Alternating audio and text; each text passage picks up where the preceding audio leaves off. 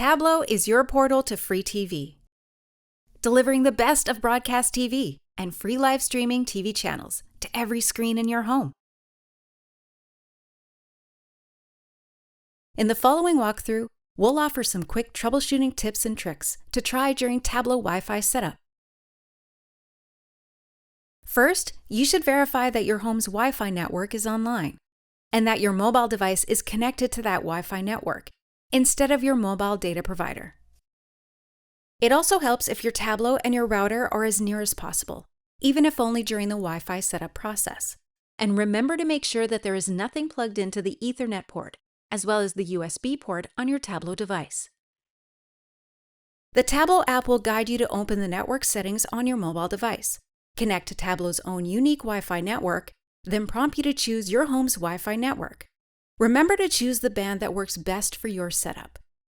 Then prompt you to enter your home network credentials. Now is a good time to double check that you've correctly entered the password of your home's Wi-Fi network and try again. Still having trouble with Wi-Fi setup? Don't worry. We have a whole page with device-specific instructions, tips, and tricks for connecting Tablo to your network over Wi-Fi. Visit tablotv.com/Wi-Fi.